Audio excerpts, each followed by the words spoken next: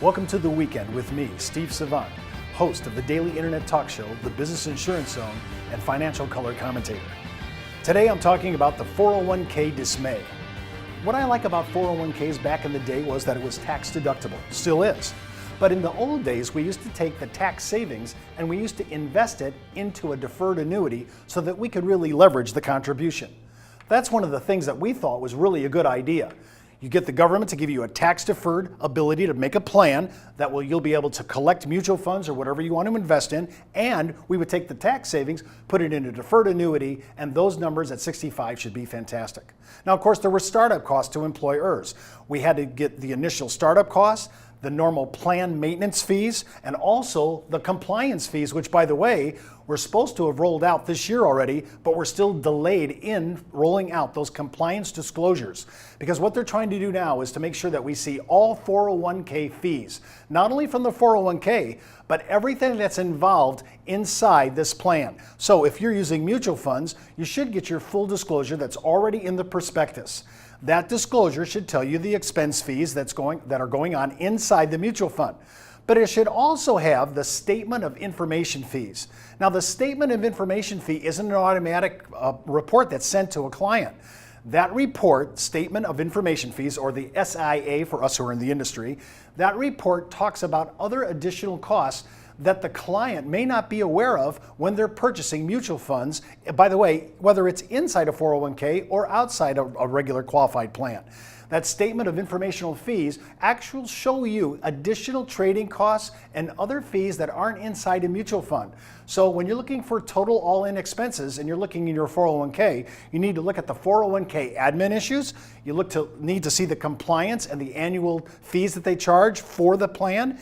Then you need to see your mutual fund fees and how much the expense loads are. And then in addition, the statement of information fees, because that's another issue that you really need to look at when you're looking at the total all-in cost for your 401k. Another issue that I hate to bring up because it's kind of a painful one is some registered investment advisor fees are on top of the fees that I just told you about already. Now, the problem with that is that when you start to look at these fees, this could be anywhere between 330 to 375 basis points, or 3.75% all in. So right behind the gate, right out of the get-go, I'm sitting there at 375 short on whatever fund I'm going to do. And remember, we haven't gotten into what the market performance is. So I just want to make sure that we understand what we're doing. We have 401k fees and administration costs. We have annual costs to that 401k plan. We have the mutual fund expense loads, the SAI report for the mutual fund, and there's a possibility that your registered investment advisor is also charging an additional fee. Now, it is true that they actually accumulate tax deferred, and that's a good thing. But when the distributions come out, they're all taxable at ordinary income tax. And check this out, and this is an important distinction. When that income comes out, that also is used for the provisional income test to test whether or not your Social Security benefits are taxed or not.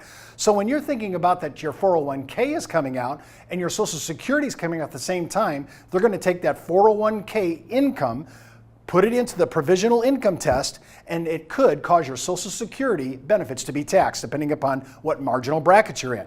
One of the other things I want to talk about as well, when I'm talking about 401k and especially mutual fund holdings, is the investment risk. Got to remember, we're looking for this to be our retirement income, and we're looking for this to last us a long time, especially with everybody living longer. So it's important to have investment risk down. And when I'm looking at investment risk, I'm trying to keep it as low as I can and still try to get a decent return.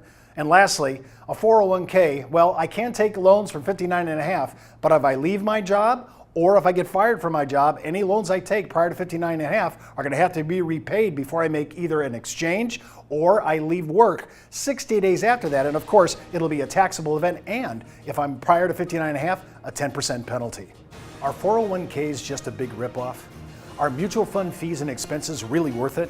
Is your advisor adding on management fees on top of everything else that's already being charged? And worse than that, did you lose money in your 401k? I don't know about you, but I can't take another market hit in my retirement. There's got to be a better way. I'm Steve Savant. Welcome to The Weekend.